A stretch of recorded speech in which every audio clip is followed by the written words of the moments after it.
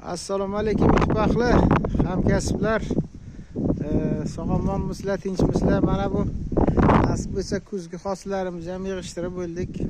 Ana polni hamma joyga yangi o'qot berib bo'ldik. Ana endi to dekabr oxirroqgacha bir shilaka bularga tushib qoladi. Endi ana hozir mana 10 sm tushgan. Yeb boribdi. Shu bilan o'zi ikkita shilaka bo'lak buni qalinligini so'rasangizlar, ana bir shilaka bo'lakga tushyapti. Dekabr oxirigacha tushadi. Keyin u yoqdagi yamamizdan yuvilgan nurimizdan keltirib shilaka bo'lak og'zigacha to'ldiramiz. 40 sm qalin bo'ladi. Shu bilan ana bunaqa tok barglari, daraxt barglarini ustiga yopamiz, aralashtirib yaxshi ko'radi buni. Ham issiqlik beradi, ham yem bo'ladi. Chuvalchanglari yoqadi bu narsa. Xo'sh. Shu bilan kenaga qanaqa qattiq sovuq bo'lishdan qat'iy nazar shu bir shilaka blogi yaxlagani bilan tagida o'z jon saqlaydi. Avvalo qizgan sari yuqoriga yeb kelaveradi.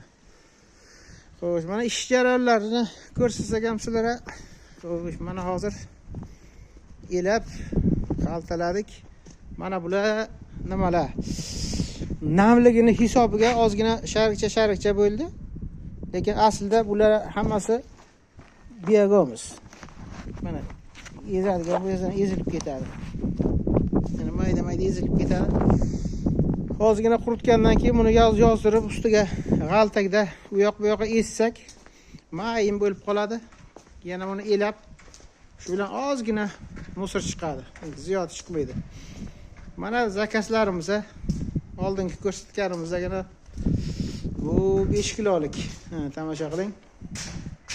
Mana 5 kiloliklar. Xo'sh, bu yoqda xaltalarimiz. Ana bu yoqda mana tomosha qiling, ana 25 kilolik bular hammasi. Ana. Ko'ryapsizmi? Bay. Ana. Zakaslarimiz tayyor. Hammasi. Mana.